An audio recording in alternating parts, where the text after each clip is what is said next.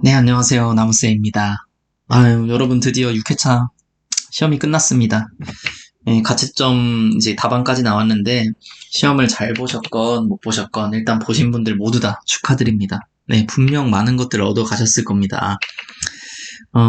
일단 제가 그 설문조사도 한번 올렸었어요. 설문조사도 올려가지고 한 몇 퍼센트 정도 되는지 한번 확인을 해봤었어요. 그런데 약 20% 정도 이제 예상을 하시더라고요, 여러분들께서. 그래서 제가 진짜 일단 문제를 풀어봤고, 저 같은 경우에는 일단 평균 90점대가 나오긴 나왔습니다. 평균 90점 나왔고, 그게 나왔던 거는 일단은 기본서 위주로 냈다는 거예요. 왜냐면 저는 기본서 말고는 웬만하면 뭐 찾아보기도 하지만 거의 기본서 위주로 하자라는 식으로 이제 공부를 해왔었기 때문에 그런 거고, 일단 그렇습니다. 거의 다 이제 제가 드린 강의에서도 거의 나왔던 것 같고, 일부 이제 뒷부분, 그 토양학이나 토양학이나 이제 관리학 쪽에서 조금 이제 문제될 만한 문제가 나왔었던 것 같고, 나머지 같은 경우에 사실 난이도는 제 개인적인 생각입니다. 제 개인적인 생각으로는 높지 않았다. 그래서 합격률은 약 20에서 25% 정도 이제 예상을 합니다. 20에서 25% 정도 예상을 하고, 이게 보니까 총론의 비중을 조금 줄였더라고요. 총론. 정말 어떻게 보면 총론이 굉장히 중요한 부분이긴 한데, 이게 변별력을 주기 위해서는 어쩔 수 없었던 선택 같아요. 그래서 일단 강론의 비중을 많이 높였다. 근데 강론의 비중을 높이는 순간, 여러분들이 하셔야 될 공부의 양은 한 배, 두 배가 아니고 한 세네 배 이렇게 많아집니다. 강론의 비중을 높이는 순간 그렇게 많아지긴 해요. 그래서 지금 앞으로 이제 준비하실 때 좀 힘드신 부분이 있을 수가 있는데, 사실 이번에 나온 강론 같은 경우에는 총론이랑 별반 다를 바 없는 문제들이 많이 나왔었어요. 총론을 알면 이 강론도 풀 수 있는 문제들이 있거든요. 왜냐하면은 뭐 해충 같은 경우에는 각 속이나 이제 이제 분류마다 각각의 특징들이 있는데 그 특징들만 알고 있었어도 풀 수 있는 문제들이 있었어요. 분명히. 그렇기 때문에 강론 비중이 높였다. 문제의 질 같은 경우에는 이제 한 중상 정도 드릴 수 있을 것 같아요. 문제의 질 같은 경우는 중상 정도 드릴 수 있을 것 같은데, 왜 그러냐면은 확실히 이제 5회차보다는 신경을 좀 많이 썼다. 이런 게 많이 느껴졌습니다. 그래서 지문 하나하나가 뭔가 조금 더 헷갈리게 하려는 요소들도 있었고, 뭔가 좀 더 생각해 봐야 될 요소들도 있었고, 좀 디테일하게 나온 부분들도 있었고, 그런 부분들이 있었기 때문에 지문 자체에 조금 더 신경을 많이 썼다. 이렇게 보시면 될 것 같고, 이제 복합적인 지식을 요하는 문제들도 있더라고요. 이제 적용뿐만 아니고 이제 토목에 대한 이제 연관된 키워드도 살짝 나왔고, 어쨌든 그런 문제들도 조금 많진 않지만 조금씩 나오는 걸 보니까 이제 조금씩 이런 문제들의 비중이 높아지고, 그러면은 점점점 난이도는 아마 높아지지 않을까 그렇게 예상을 합니다. 아마 이번에는 이 정도 나올 것 같아요. 제 생각에 20에서 25% 정도 나올 것 같고, 이제 다음 회차 때는 한 10% 정도 이제 중반 정도 되지 않을까 그런 생각이 있습니다. 그래서 이걸로 계속 쭉 가지 않을까 이런 생각이 있는데, 일단은 그 제 예상이고, 자, 특이점 같은 경우에는 제 개인적으로 느꼈던 점은 전 시험들 같은 경우에는 실무 중심이었다는 겁니다. 실무 중심이라는 게 무슨 말씀이냐면은 지금 현재 이슈화되고 있는 것들, 이슈화되고 있는 병, 이슈화되고 있는 해충들, 이슈화되고 있는 관리법들, 뭐 이런 것들을 중심으로 나왔다고 하면은 이제는 조금 더 이론 중심으로 많이 나갔다. 실제로는 자주 발생되지 않고, 심지어 이제 우리나라에서는 발생되지 않는 그런 뭐 병이나 충이나 이런 것들도 나왔다. 그러므로 이제 이론 중심의 문제가 나온다. 이렇게 보시면 될 것 같은데, 전 요거가 이제 굉장한 좋은 변화라고 봅니다. 예. 사실 이론이 뒷받쳐주지 않는다고 하면은 아무리 실무를 잘한다고 해도 실무에 있어서 한계가 있어요. 한계가. 어느 특정 분야에 대해서 엄청 잘할 수는 있어도 더 넓게, 더 깊이 볼 수는 없다는 겁니다. 그렇기 때문에 1차 시험엔 적어도 제 개인적인 생각이지만 이 이론을 충실히 깊게 잘 다뤄야 된다. 이렇게 보는 거고, 농약 비중이 많이 높아졌더라고요. 농약이 12문제인가 11문제가 나왔는데, 농약 때문에 아마 많이들 좀 힘드셨을 수 있을 것 같아요. 그래서 저도 이제 다음번 강의부터는 농약의 비중을 조금 더 높이려고 합니다. 사실 농약의 비중이 높아지는 게 맞죠. 우리가 처방할 때 농약을 많이 쓰기 때문에 농약의 비중을 높여지는 게 맞습니다, 사실. 그러니까 좀 전체적으로 보자면은 좋은 방향으로는 가고 있는 것 같아요. 좋은 방향으로 가고 있는 것 같고 5회차 때 조금 많이 실망하셨던 분들이 있는 반면에 이제 6회차 때는 사실 그런 소리는 좀 적어지지 않지 않을까. 하지만 이제 문제를 낸 출제한 이제 산림청 쪽에서는 좀 귀찮아질 수는 있죠, 사실. 왜냐면 이의제기가 분명히 있을 거기 때문에 이의제기 될 만한 것들이 있긴 있었어요. 근데 그쵸, 조금 사실 아쉽다기보다는 있을 수밖에 없다고 생각을 하고 제가 일단은 지금 1교시 먼저 진행을 할게요. 1교시 때 우리가 병리학이랑 그리고 이제 해충학 그리고 지금 뭐 나왔어? 생리학까지 이렇게 세 가지만 일단 이번 강의에서 달아보고 제가 한 5개에서 7개 정도 문제를 중요한 문제들만 제가 생각했을 때 이건 틀리실 수 있겠다라고 하는 문제들만 가져와서 다 다루기엔 너무 시간이 오래 걸리고 하니 네, 좀 애매한 문제들 이번 6회차의 좀 특징이라고 볼 수 있는 그런 문제들을 좀 가져와 봤습니다. 바로 보시죠. 자, 첫 번째 병리학 문제입니다. 병리학 문제. 병리학 문제가 나왔고 무슨 문제가 나왔었냐면 이런 문제가 나왔어요. 곰팡이의 특성이 아닌 것은 뭐 선모, 강모, 하르티그마, 꺽스 연결, 탄소 재순환 뭐 이런 식의 나왔는데 사실 여기서 이제 모두가 알고 있는 건 하르티그마. 요건 아시겠죠? 요거는 그 우리 균근, 외생균근에서 가지고 있는 그런 특성이고 그리고 이 꺽스 연결도 사실 아시고 계신 분이 좀 많으실 수 있어요. 꺽스 연결. 꺽스 연결에 대해서 기본서에서는 자세히 다루진 않았지만 확실히 나와 있는 부분이긴 하거든요. 이게 이제 격벽을 어떻게 나누는지. 격벽을 나눌 때 이렇게 있다고 치면은 격벽을 이렇게 나누는데 이렇게 튀어나오거든요. 이렇게 튀어나오면서 나누고 네. 이런 부분들이 있는데 이건 제가 자세히 좀 나중에 다루겠습니다. 지금 여기서 설명을 많이 드리기엔 좀 힘들고 어쨌든 이렇게 꺽쇠처럼 들어가는 거 꺽스 연결이라고 하는 겁니다. 이 곰팡이에서 나오는 거고 탄소 재순환 같은 경우에는 곰팡이의 그냥 기본적인 특성이고 그럼 이제 강모 아니면 선모 둘 중에 하나냐 보통 이걸로 많이 고민을 하셨을 것 같아요. 강모 아니면 선모. 근데 강모 같은 경우에는 이제 곰팡이에도 있고 강모 같은 경우에는 이제 곰팡이에 있어요. 곰팡이에 있는 성질이고 털입니다. 털. 그리고 선모 같은 경우에는 세균에 있는 특징입니다. 세균.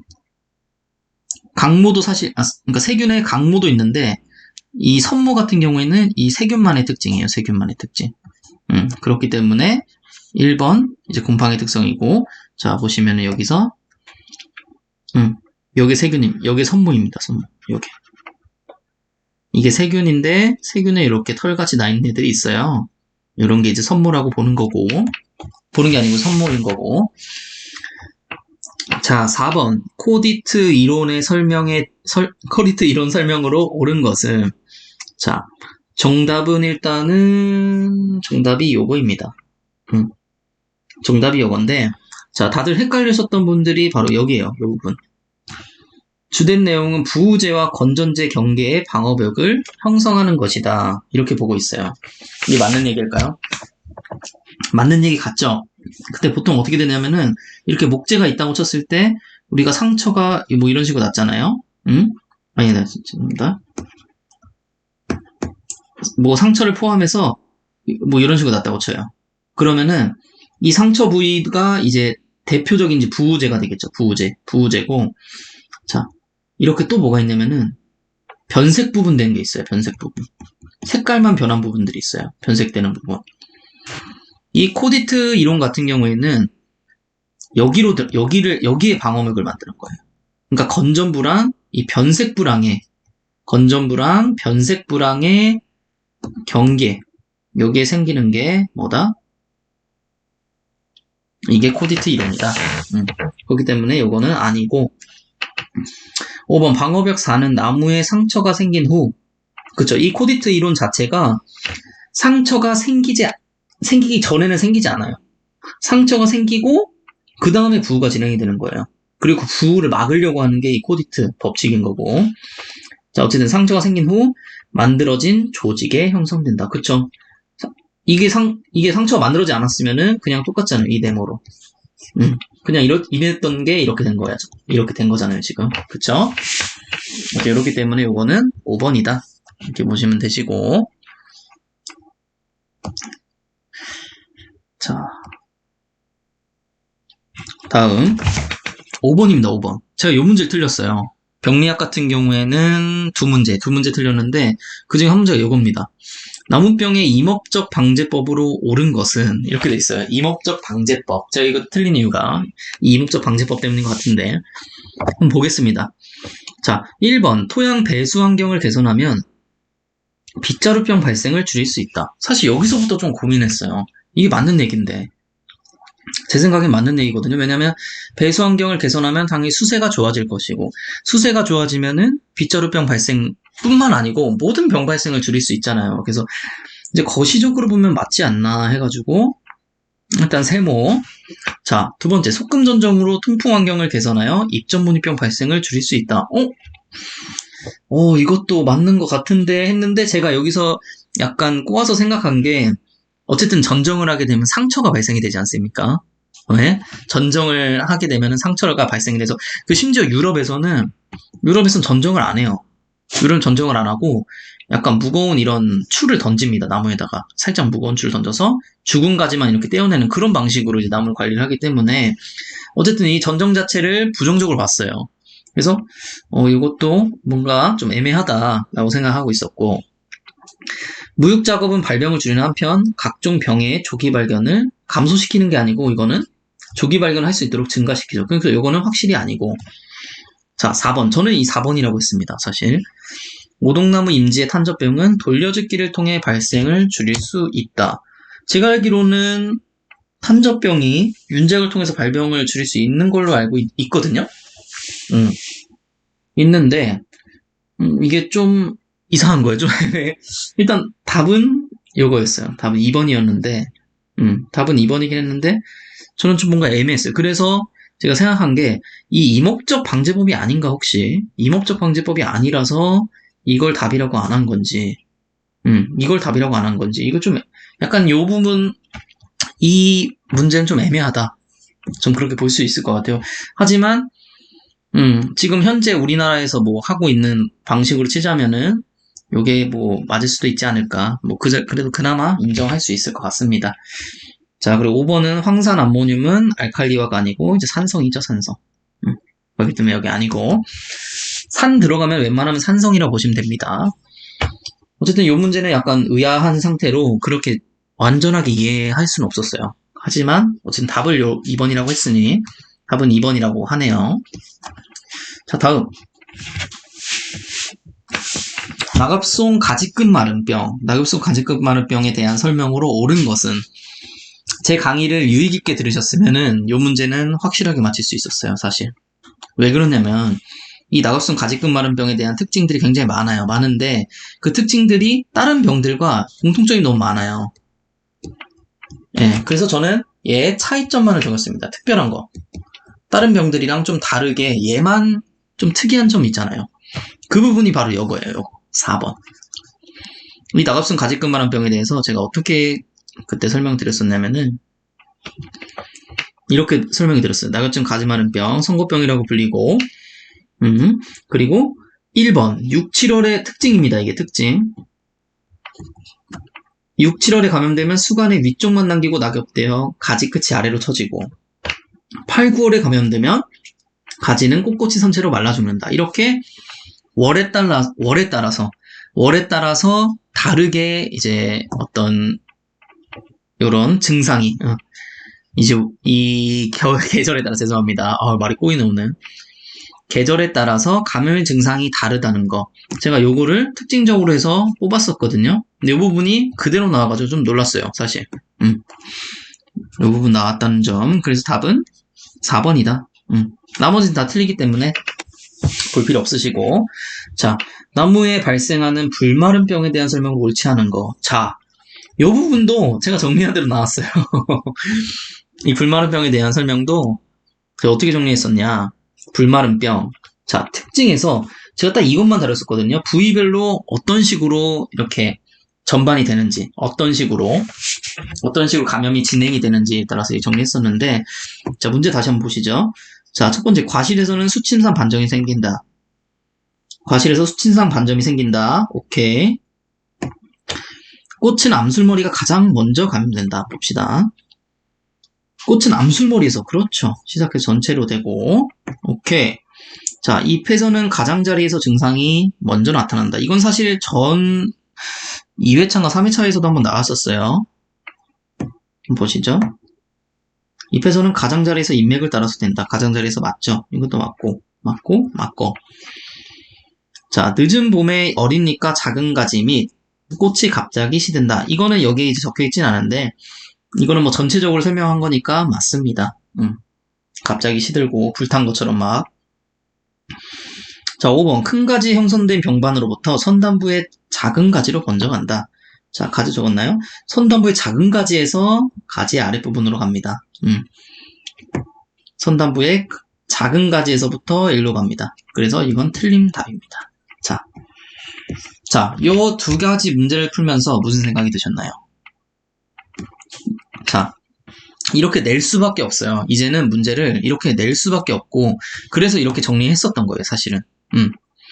이 가지 끝나는 병, 불마른 병의 특징들이 얼마나 많겠습니까? 얼마나 많은데 제가 왜 이 부분만 적었겠어요? 그리고 이 부분이 정확히 나왔잖아요, 시험에.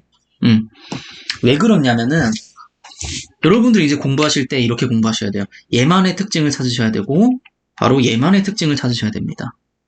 그렇지 않으면 사실은 그렇게 안 내는 것부터가 문제가 돼요. 그렇게 안 내는 것부터가.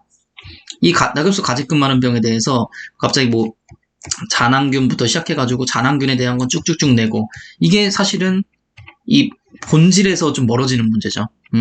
질문을 이렇게 던졌으면은 답도 이거에 따른 답이 나와야 되는 거예요. 근데 이거에 따른 지문을 적으려면은 당연히 얘만 가지고 있는 특징들이 나올 수밖에 없는 겁니다. 얘만 가지고 있는 특징들이 나올 수밖에 없고, 그렇게 공부를 하셔야 되는 거고요. 그렇기 때문에 이제부터 병리학, 지금부터라도 이렇게 공부하실 때 얘네만의 특징을 가장 잘 유심히 봐라. 얘네만의 특징을 가장 잘 유심히 봐라. 이게 아니고 예를 들어서 우리가 뭐 황화현상이라든지 조기낙엽 요런 부분들 어디서나 나타날 수 있잖아요. 근데 요거 달달달 외우실 겁니까?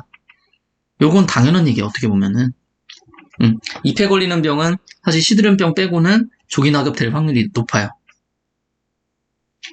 그리고 황화현상도 뭐 해충이 흡집해도 그렇고, 아니면 여러 병들이 생기면 황화현상이 생길 확률이 높습니다.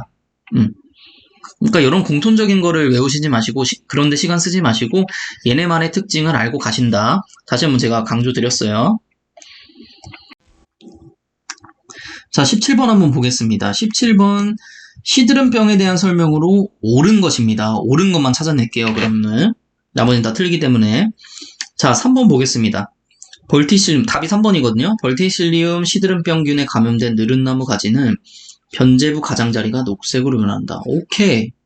자, 제가 이것도 어떻게 정리했는지 한번 봅시다. 벌티실리움. 강의에서 이렇게 말씀드렸고, 자, 특징적인 병징으로는 감염된 가지, 줄기 뿌리의 목부에 녹색이나 갈색의 줄무늬가 생기는 것이다 하고, 제가 그때 사진까지 아마 이렇게 보여드렸을 거예요. 이렇게 녹색으로 이렇게 줄무늬가 생기는 거, 목재에. 이게 벌티실리움 시드름병 특징이거든요. 벌티실리움 시드름병 특징인데 이런 부분들 가져가셔야 된다는 겁니다. 얘만의 특징이거든요. 얘만의 특징. 지금 계속 그런 문제들만 나오고 있죠. 자, 그리고 뭐 지금 보니까 이런 거 같은 경우에는 다 다릅니다. 다 나머지, 그러니까 다른 병인데 이런 특징들을 냈고, 다른 병인데 이런 특징들을 냈고, 그렇습니다. 예를 들어서 이 벌티실리움 시드름병이 뿌리 상처를 통해 이제 그 전염원이 이제 침입을 하죠. 그러니까 이렇게 섞어놨어요. 지금 막 여러 개 막 섞어놔서 어제 이런 거 아예 볼 필요가 없다. 이 3번만 특징으로 가져간다. 우리는 아는 것만 가져가라. 이렇게 보는 겁니다. 자, 이 문제도 좀 애매했어요. 이 문제 맞추긴 했는데 좀 애매했습니다. 20번. 화렵수의 구명병에 대한 설명으로 옳지 않은 것은? 화렵수 이파리에 이파리에 이렇게 구멍 송송송 뚫리는 거. 이게 왜 일어났느냐? 자, 옳지 않은 거니까 다 볼게요. 세균 또는 곰팡이에 의한 증상이다. 그렇죠, 맞죠? 맞죠. 그리고 나무 생장 저해 효과보다는 미간을 해치는 피해가 크다. 더 맞습니다. 이렇게 구멍병 같은 경우에는 이제 실제로 나무의 수세를 뭐 악화시킨다나 이런 부분보다는 이게 구멍을 뚫려져 있으니까 가로수 같은 데서는 이제 미관이 좀 안 좋아진다. 나무가 굉장히 상해 보인다 이렇게 보이는 거고. 자, 3번인데 병원균이 2층을 형성하여 조직을 탈락시킨 결과이다. 자, 여기서 제가 생각했을 때 틀린 부분은 요 부분밖에 없어요. 왜냐면 병원균이 형성하는 게 아니기 때문에. 근데 이게 문제를 이렇게 내신 건지 아니면은 사실 잘 모르겠어요. 이게 이렇게 그 문장으로 약간 장난치신 것 같은데 이제 나무가 2층을 형성해서 조직을 탈락시키기도 하는데 사실 이 구멍병 같은 경우가 생기는 이유가 한 두세 가지 정도 됩니다. 첫 번째 여기처럼 2층을 형성하기도 한데 2층이 뭔지 아시나요? 2층. 자, 2층은 이런 겁니다. 자, 첫 번째 이렇게 나무의 그 잎의 일부를 잘랐다 볼게요. 이렇게 잎을 잘랐다 보고 자, 이 병원균이 이렇게 있습니다. 이렇게 있으면은 주변에 이렇게 병원균이 더 이상 침범하지 못하도록 이렇게 막는 거예요. 막는 거. 이 막는 게 2층이라고 불리는 건데 2층은 실제로 보면 이런 식으로 되어 있습니다. 이런 식으로 되어 있고 2층으로 이렇게 쭉 잘라버리고 이 안에 보면 리그닌화 세포라고 되어 있는데 이게 어떻게 된 거냐면은 자, 이게 감염된 세포, 이쪽이 감염된 세포고 감염된 세포가 더 오지 못하도록 이 세포 사이에 리그닌을 채워요. 세포 사이에 리그닌을 채워가지고 병원균이 더 이상 침범하지 못하도록 합니다. 리그닌을 채우면 어떻게 되냐면은 목질화가 돼요. 목질화. 목질화가 되면서 이 부분이 이제 떨어져 나가든지 그렇게 하겠죠. 아니면은 뭐 갈색으로 계속 남아있든지 병원균이 계속 갈색으로 남아있든지 이런 식으로 된다는 겁니다. 그리고 이런 식으로 되기도 해요. 이렇게 리그닌화된 세포들 있죠. 이 세포 옆으로 코르크층을 형성하기도 합니다. 코르크층을 형성해서 아예 얘가 올 수 없도록. 그래서 얘가 뭐 떨어져 나가든지 그렇게 되겠죠. 어쨌든 이렇게 2층을 만들기도 하고 그리고 두 번째는 과민성 반응이라고 있어요. 과민성 반응이라고 해서 예를 들어서 여기 지금 병원균이 이쪽으로 오고 있잖아요. 이쪽으로 오고 있죠. 오고 있으면은 여기서 그 세포를 죽여버리는 거예요. 완전히. 그 주변 세포를 확 죽여버려요. 그러면은 못 오죠. 못 오겠죠. 당연히. 당연히 못 오겠죠. 그렇게 해서 더 이상 진출 못하게 하는 반응. 이렇게 뭐 2층이나 과민성 반응 이런 것들이 있다. 하지만 이 문제 같은 경우에는 병원균이 2층을 형성해서 탈락시킨 결과라고 했으니까 그게 틀린 부분이 아닐까. 저도 해서 일단 3번이라고 적었는데 가다반에서 맞는 걸로 일단 나왔어요. 자, 4번. 병원균은 기주식물의 잎 이외에 열매나 가지를 감염하기도 한다. 그렇죠. 열매나 가지를 감염하기도 합니다. 5번. 구멍은 아주 작은 것부터 수미리에 이르는 것까지 크기가 다양하고요. 네, 당연하죠. 이건 당연한 거죠. 정답은 3번. 병리학은 이렇게 보고 또 했나요? 병리학. 자, 나무줄기 상처 치료에 대한 설명으로 옳지 않은 것은 저 여기 하나만 보고 가겠습니다. 이거. 자, 딱 봐도 눈에 띄는 거 100% 에탄올 눈에 띄죠? 100% 에탄올 제가 설명란을 안 적겠네. 100% 에탄올이 아니고 70% 에탄올입니다. 70% 에탄올. 그리고 에탄올 나왔으니까 제가 혹시 모르니까 복습을 한번 해볼게요. 우리 저번에 그 화학 강의에서 이거 뭐라고 했습니까? 요거. 그쵸, 메탄이었죠, 메탄.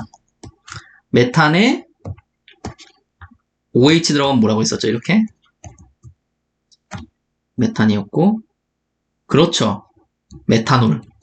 알코올이 된댔죠? 근데 요 C가 두 개가 있으면 뭐라고 했습니까? 이렇게 있으면 이게 뭐예요? 지금 나오는 에탄올입니다. 에탄올.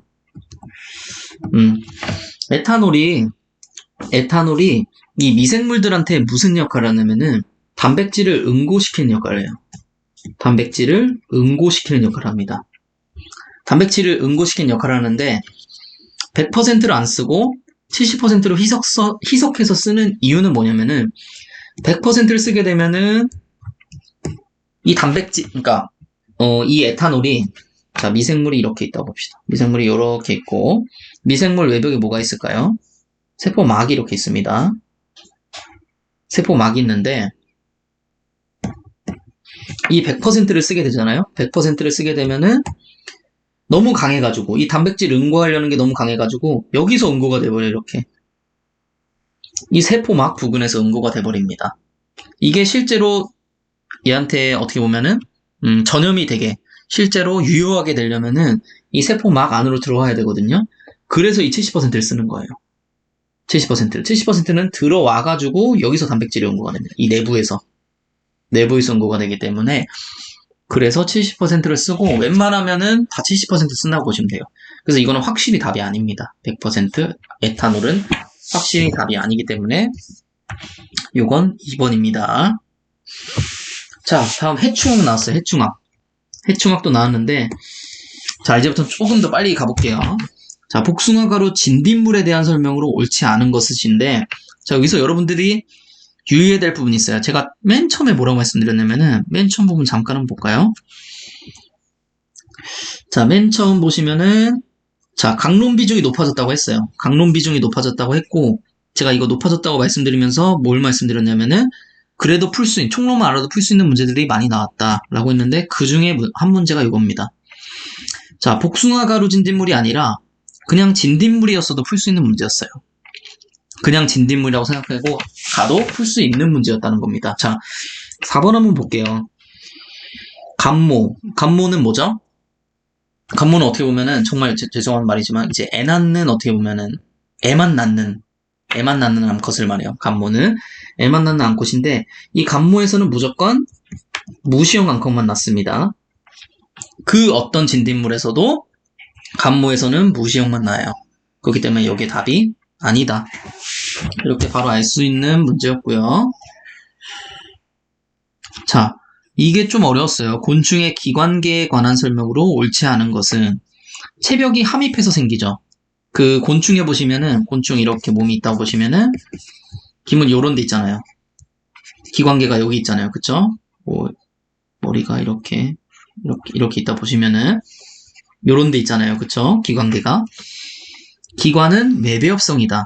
자, 외배엽, 중배엽, 내배엽 이렇게 있는데 외배엽 같은 경우는 굉장히 단순해요. 이 외부분에 있는 것들이 실제로 외배엽입니다. 근데 이 기문이랑 기관들, 이 외표피에 있죠, 외표피에. 그렇기 때문에 외배엽성 맞는 거고. 자, 이거 3번 뛰어넘고 4번. 솔시오마누스의 기문은 몸마디 양측면에 위치한다. 대부분 여기 양측면에 위치합니다. 5번째, 수분 증발을 막기 위해 기문을 닫을 수 있도록 해주는 개폐 장치가 있다. 있어요. 요것도 있어요. 곤충 같은 경우에 얘가 만약에 물에 들어가잖아요.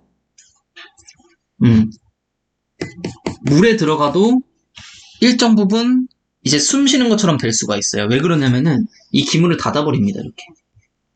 기문을 닫아버리고 그동안 받아들였던 산소로만 생활을 합니다. 그래서 얘네 산소 농도가 높아지거나 낮아질 때, 그렇죠.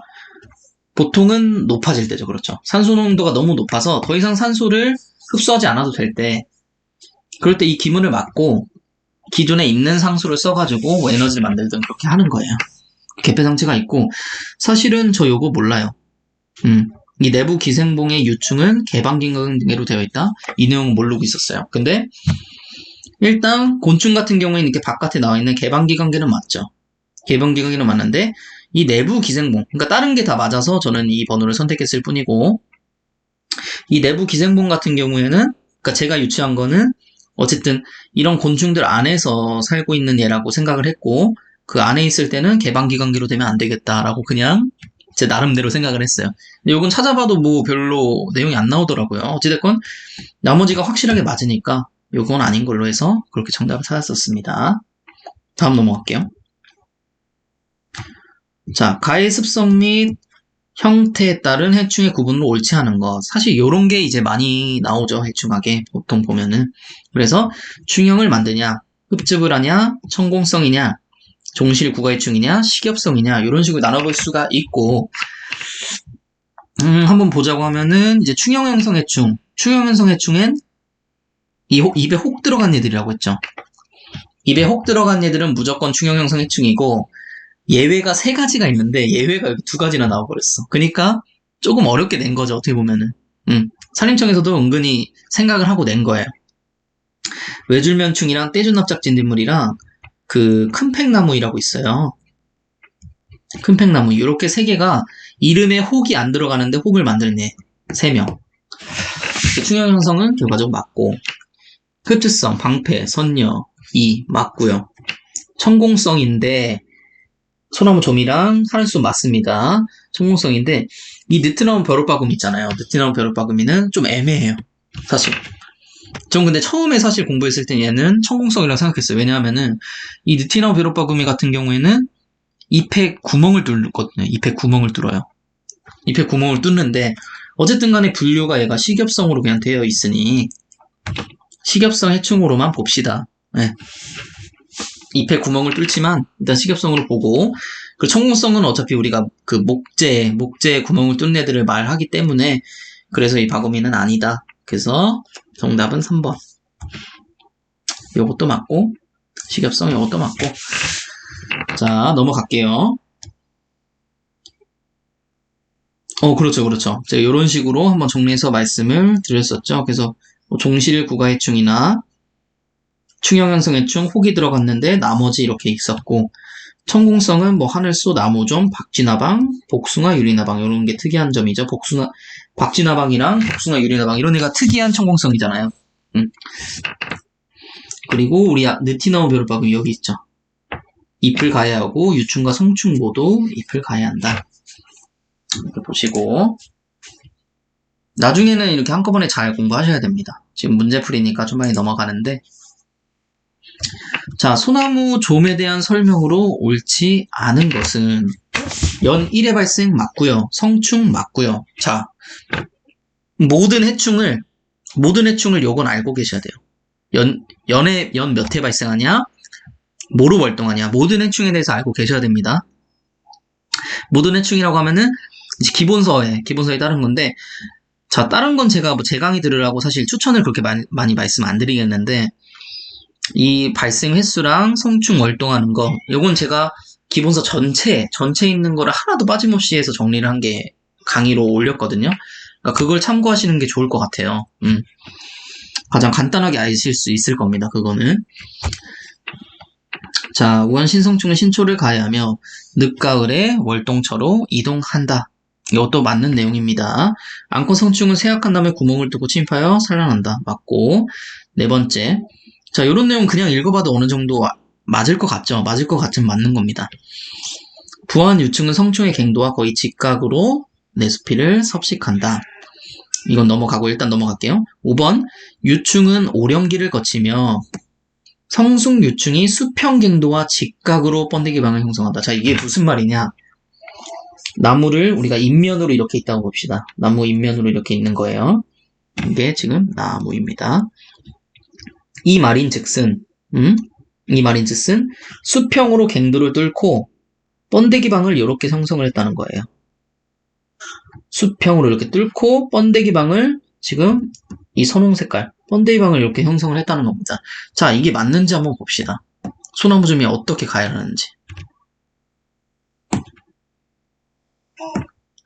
자, 소나무좀은 그렇게 가지 않아요. 소나무좀은 오히려 이제 겉으로 갑니다. 겉으로 쭉 오히려 수직방에 가까운 거죠. 오히려 나무가 이렇게 있으면은 나무 수직별로 이렇게 수직을 쭉 올라갔다가 오히려 수평으로 번데기 방을 만들겠죠. 수평으로 이렇게 번데기 방을 이런 식으로 만들겠죠. 네. 그렇기 때문에 5번은 아니다.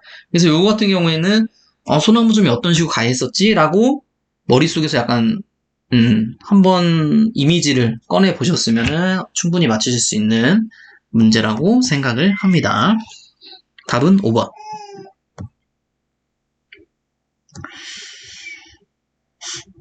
자, 소나무 재선충이 전 개인적으로 이런 문제 나쁘지 않았다고 보여요. 걔는 좋다고 보고, 소나무 재선충이 매개충인 솔수염하늘수의 기문으로 이동할 때 무슨 단계였는지와 소나무 재선충이 소나무로 침입하는 발육 단계, 옳은 것을 찾아라 라고 되어 있었고, 자, 소나무 재선충 같은 경우에는 지금 여기 분산형이랑 증식형으로 나눴어요.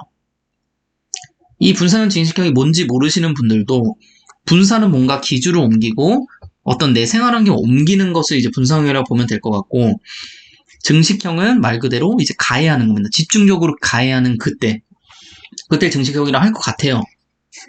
맞나요? 맞습니다. 예, 실제로 이렇게 이해하시면 되시고, 자, 소나무 재선충 같은 경우에는 한번 정말 중요한 부분이기 때문에 그림을 한번 봅시다. 자, 소나무 재선충 이런 식으로 우리가 그 생활사가 이루어지죠. 소나무 재선충이 어떻게 들어가고, 소나무 재선충이 언제 들어갑니까?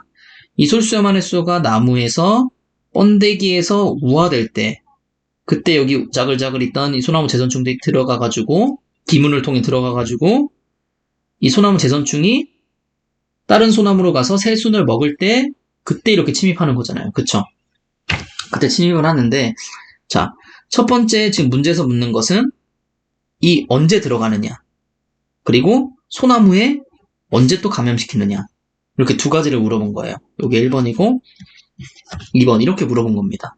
자, 언제 솔수염하늘수에 들어가느냐. 자, 오른쪽 보시면은 분산형 3기 유충 때 들어갑니다. 분산형이라는 것은 일단은 생활환경을 옮겼기 때문에, 이 선충이 기존 생활환경에서 옮겼기 때문에 분산형이라고 붙는 거고, 그리고 제3기 유충에서 들어갑니다. 그리고 제3기 유충에서 들어간 상태로 쭉 가서 제4기 유충 때 일로 들어가는 거예요. 제4기 유충 때.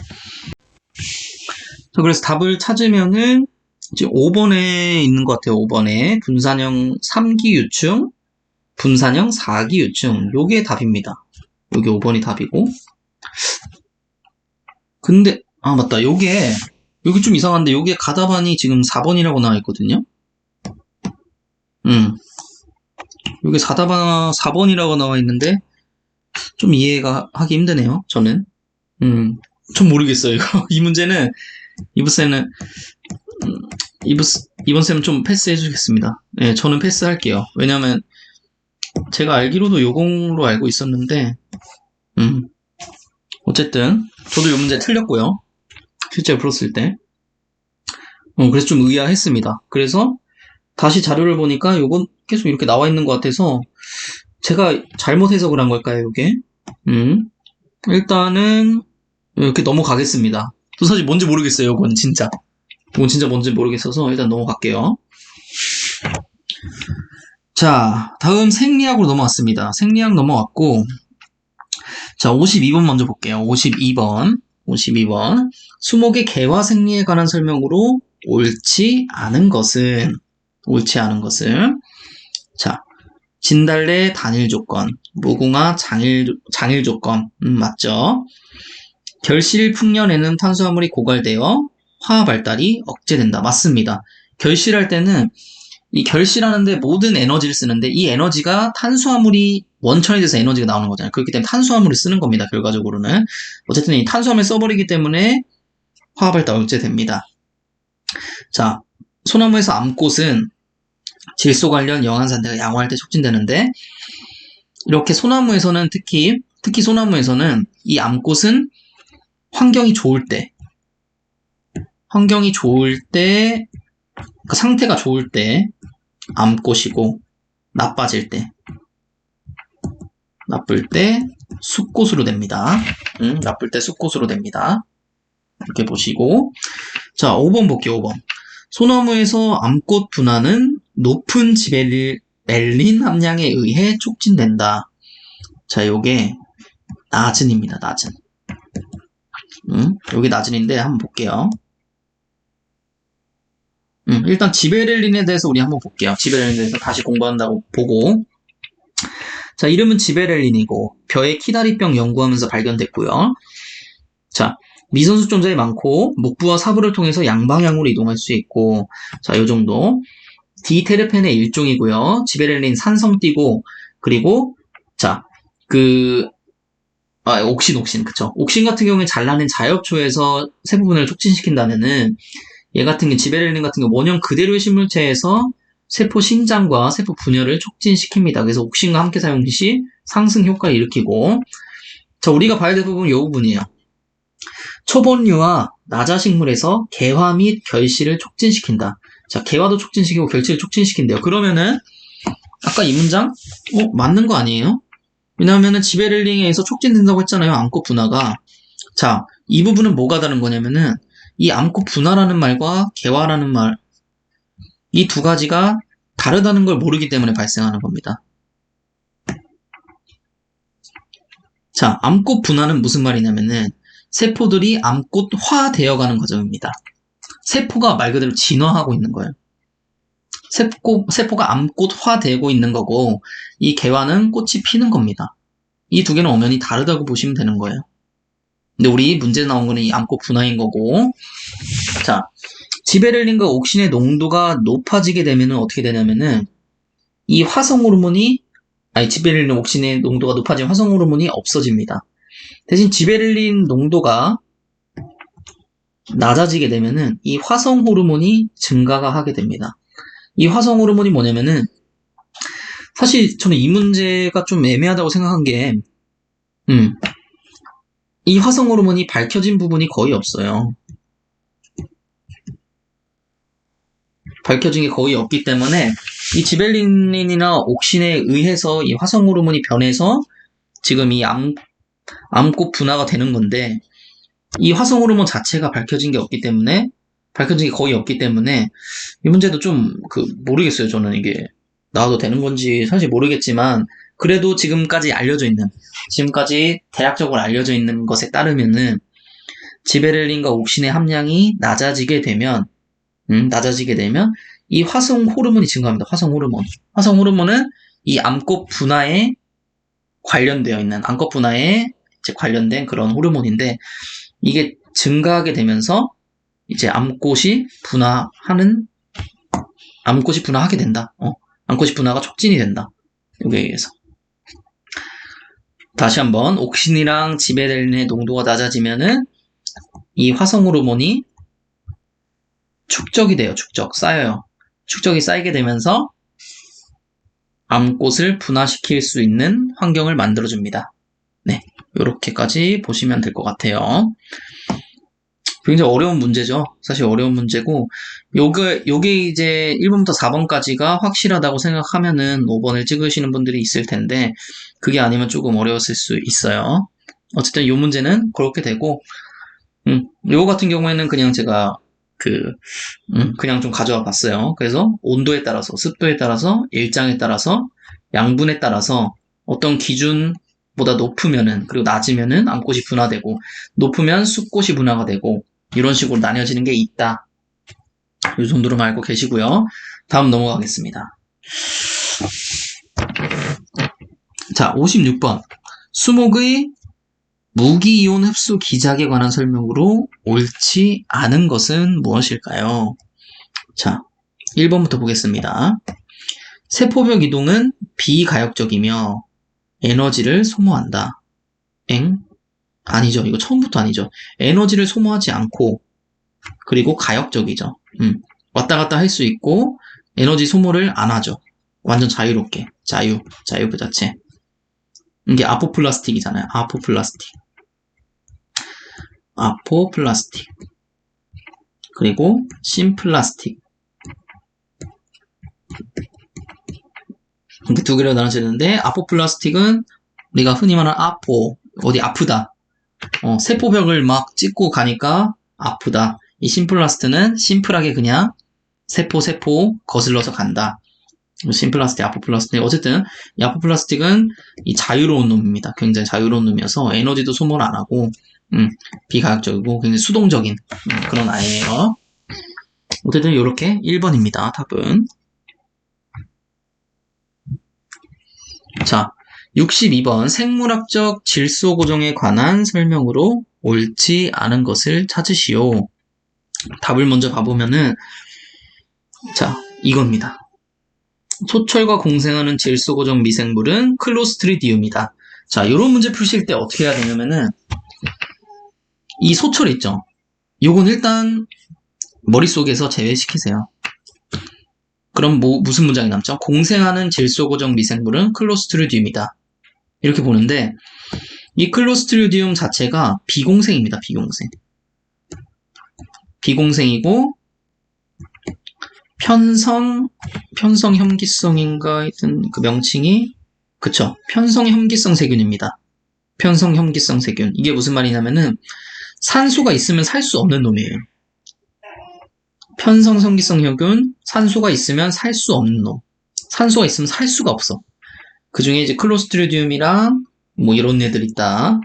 그리고 미호기성 질소 고정 세균에는 뭐 이런 애들이 있다. 그때 이제 설명을 드렸었고, 이 편성 혐기성 세균이지만 이 클로스트리디움, 요 놈이 질소 고정량이 가장 많아요. 산림에서. 그 굉장히 중요한 놈입니다. 이 클로스트리디움은 굉장히 중요한 놈이고, 그 외에도 이제 비공생의 이 아족토박터 있고, 그리고 시아노박테리아 있는, 시아노박테리아는 시험에 안 나올 거예요. 왜냐하면은 얘는 비공생이자 공생을 하기도 때문에 그러니까 비공생도 하고 공생도 하기 때문에 시험에 나오기가 좀 애매한 부분이 있어서 얘는 아마 시험에 안 나올 겁니다. 그래서 나와봐야 뭐 아족토박터, 클로스트리디움 얘네 둘 중에 하나가 나올 확률이 가장 높고 나머지는 그거 공부가 다 되신 분들이 또 외워가시면 좋을 것 같아요. 나중에는 나올 수도 있어요. 어쨌든 이렇게 해서 정답은 요겁니다. 비공생이기 때문에 아예 틀리죠. 1번에 아조토바토 바로 나왔네요. 아조토바토는 자유생활을 하는 질소 고정 미생물이다. 자유생활 한다는 게 이제 공생을 안 한다는 거죠. 얘도 비공생이잖아요. 아조토바토도 비공생이고 질소 고정하고 지금 이런 식으로 진행이 된다. 3번도 한번 볼까요? 3번 미생물에 의해 불활성인 N2 가스가 환원되는 과정이다. 자, 질소 고정이란 것 자체가 이 N2 가스를 뭘로 바꿔줍니까? 암모니아로 바꿔주잖아요. H가 들어갔다는 것은 환원됐다는 거. 제가 이걸 산화 환원 그리고 산화 환원에 대해서는 제가 좀 더 나중에 자세히 한번 다뤄보겠습니다. 다음 넘어갈게요. 자, 68번 나왔습니다. 68번. 자, 마지막에서 두 번째 문제입니다. 조금만 힘내서 갑시다. 자, 기울어서 자라는 수목의 줄기가 형성하는 압축 이상제에 관한 설명으로 옳지 않은 것은 압축 이상제. 그럼 우리 압축 이상제 하나하나 1번 보고 정의보고 1번 보고 2번 보고 한번 알아보고 한번 이렇게 해볼게요. 자, 화렵수보다 침엽수에 나타난다. 맞을까요? 맞습니다. 자, 압축 이상제 이렇게 되거든요. 이렇게 되는데 압축 이상제는 침엽수에 형성이 됩니다. 근데 여기서 이렇게 끝내면 안 되겠죠. 우리는 사실 공부하려면 왜 압축이고 왜 인장인지. 자, 압축 이상제고 얘는 신장이라고도 하거든요. 신장 이상제. 어쨌든 압축 이상제, 인장 이상제 왜 이렇게 두 개로 나뉘는 건지 우리가 알아야 됩니다. 우리가 알아야지 왜 그냥 침엽수제는 압축 이상제야. 아무런 이유도 없이 그냥 압축 이상제라고 알고 있으면은 그게 나중에 묵어두음이 되죠. 네. 이건 그냥 잃어버린 지식들이에요. 이런 거는 그냥 우리가 뭔지를 알아야 되는데. 자, 봅시다. 2번까지 보고 제가 말씀드릴 수 있을 것 같아요. 자, 응력이 가해지는 아래쪽에 형성이 된다. 압축 이상제 그렇게 나와 있는데, 자 보시면은 이쪽으로 우리는 무슨 힘을 받죠? 그쵸? 바람이 이쪽으로 불 거 아닙니까? 바람이 이쪽으로 불고 이쪽으로 뭔가 지면도 쏠려 있고 이런 부분들이 있죠.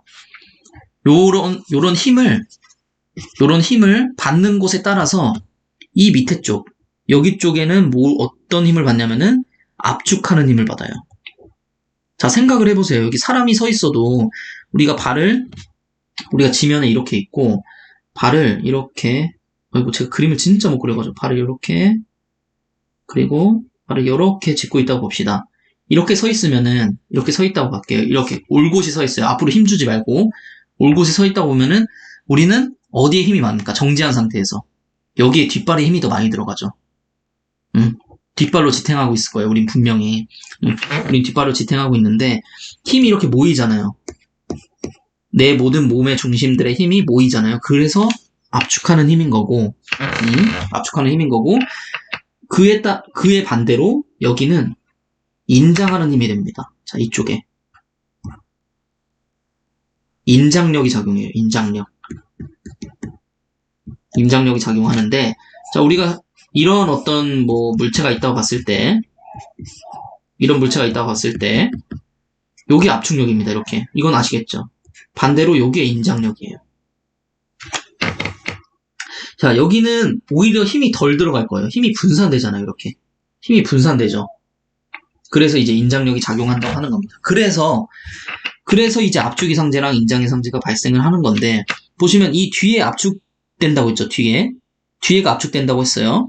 이 압축되는 데에서 이상한 목재가 만들어집니다. 이 압축되는 곳에서 이상한 목재가 만들어져서 압축이상제라고 하는 거예요. 얘가 왜 이상한 목재가 되냐면은, 원래 이 위에처럼 자라는 게 맞는데, 갑자기 이렇게 많이씩 자라잖아요. 왜 많이씩 자랄까요? 이렇게 힘을 받는 데서 옥신이 작용하기 때문입니다. 옥신이 작용을 하고, 얘 같은 경우엔 반대로, 얘는 인장력이 더 크게 작용을 하는 거예요. 이 압축하는 힘보다, 화력수의 경우에는. 그렇기 때문에 화력수의 경우에는 이 위쪽에, 이 인장력을 받는 쪽에 옥신이 작용한 거예요. 여기가 커지는 거예요. 자, 근데 보시면은, 우리 나중에, 여기까지는 이제 아셨을 거예요, 이제 아셨을 거예요. 근데, 자, 가도관 세포벽에 두꺼운 교질 섬유가 축적된다고 되어 있어요. 교질 섬유. 자, 교질이라는 말이 무슨 말인가요? 교질이라는 말이 무슨 말이에요? 교질이라는 말은 우리가 젤리랑 갖다 보시면 될 것 같아요. 젤리. 끈끈한 성질을 말해요. 끈끈한 성질. 나무에서는 목질화 되지 않는 거라고 말해요. 목질화 되지 않은 것. 교질이란 말이 요런 세 가지를 총 뜻합니다. 이런 식으로. 그러니까 굉장히 끈끈하고 젤리 같고 요런 성질을 뜻해요. 그러면은 강하겠어요? 안 강하겠어요? 당연히 안 강하죠. 안 강합니다.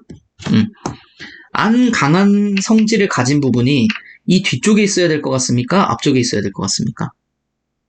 앞쪽에 있어야죠. 힘을 덜 받는 이 앞쪽에 있어야죠. 만약에 이 뒤쪽에 있게 되면은, 자, 이 뒤쪽이 말랑말랑거린다고 생각을 해보세요. 나무 당연히 쓰러지죠. 그렇기 때문에 이런 교질 섬유를 가지고 있는 것은 이 화력수제만 가지고 있는 거예요. 화력수제만 교질 성질을 가지고 있는 겁니다. 그래서 교질 섬유를 가지고 있는 것은 가도관이 아니고 도관을 가지고 있는 화력수고, 그리고 신장이상제고. 거기 때문에 답이 3번이 아니라는 겁니다. 자, 이런 식으로 우리가 이해를 해가야 됩니다. 자, 그 다음 넘어갈게요. 자, 이제 마지막 문제예요. 마지막 문제. 69번. 수목의 잎과 가지가 자연적으로 떨어져 나가는 탈리 현상에 관한 설명으로 옳지 않은 것은, 탈리 현상은 어떤 호르몬이? 그렇죠. 에틸렌. 탈리 현상은 에틸렌이 촉진합니다. 맞고요. 에틸렌 촉진 맞고. 자, 2층은 생장 중인 어린 잎에서 미리 예정되어 있습니다. 2층은 미리 예정되어 있어요. 이건 알고 가셔야 돼요. 3번. 분리층의 세포벽이 분해되어 세포가 떨어짐으로써 탈리가 일어난다. 맞습니다. 제가 아까 보시면은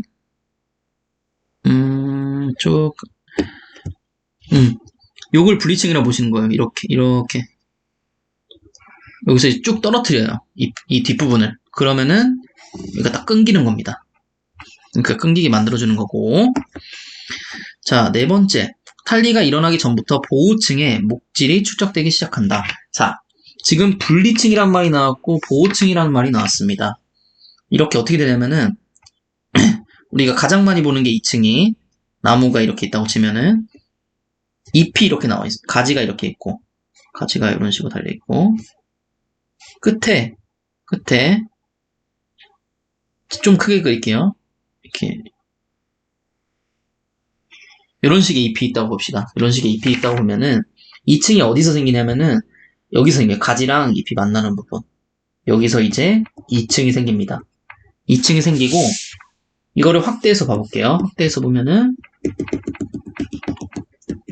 확대해서 봐보면 자 이렇게 있고 우리 세포가 막 있을 거 아니에요. 세포가 막 이런 식으로 있을 거예요. 세포가 막 이렇게 쓰고 있는데 거기만 엄청 촘촘하게 있어요. 이렇게 다른 데는 한 요 정도로 있고 여기가 이제 2층이 되는 건데 분리층과 보호층으로 나뉘어져 있어요. 이 앞쪽은 뭐냐면은 이 앞층이 분리층입니다. 실제로 분리하는 층이고 그리고 분리를 하게 되면은 만약에 그냥 이 상태에서 있어요. 만약에 이 상태가 있었어. 근데 이 앞쪽이 그냥 떨어져 나갔다고 봅시다. 이렇게 쭉 떨어져 나갔어요. 그러면은 어떻게 되냐면은 요런 데에 또 병원균이 침입할 수도 있고 미생물이 침입할 수도 있단 말이에요. 그러니까 2층은 어떻게 했냐면은 이 분리층으로 인해서 떨어지게 만드는 데도 만들어 놓고 뒤쪽에 보호층도 하나 만들어 놔요. 보호층 이런 식으로 이거를 바로 보호층이라고 하고 여기는 목지라 되어 있습니다. 뭘로? 수베린으로 목지라된 게 이렇게 보호를 하고 있어요. 그러니까 병원균이 나중에 들어와도 들어올 수가 없는 겁니다. 이런 식으로 이제 되어 있고 자 마지막 봐볼게요. 2층 안의 분리층은 세포의 형태가 구형이고 크기가 팽창되어 있다 이렇게 되어 있는데 땡입니다. 땡이에요. 여기는 세포의 형태가 똑같이 이렇게 네모로 되어 있는데 구형은 아닙니다. 적어도 일단 구형도 아닐 뿐더러 크기가 팽창 더 커 있다고 하는데 오히려 줄어들어 있어요. 이런 식으로 압축되어 있어요. 이런 식으로 오히려 그 옆에 애들이 이런 식으로 되어 있다. 2층을 실제로 보시면은 여기가 2층이다. 그렇기 때문에 5번은 아닙니다.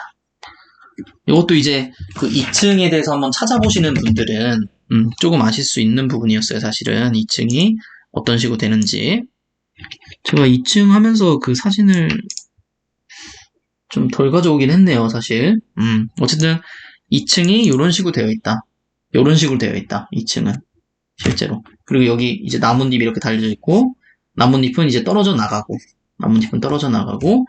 이제 여기만 남아 있는데 앞쪽에 수베린으로 목질화된 부분이 있어서 이제 병원균으로부터 지켜준다. 어쨌든 이렇게까지 보시면 되실 것 같고 와, 참 긴 시간을 벌써 달려왔네요. 우리가 처음 여기서부터 달려왔는데 일단 1교시에서 중요한 부분들은 한 요 정도 다뤄볼 수 있을 것 같아요.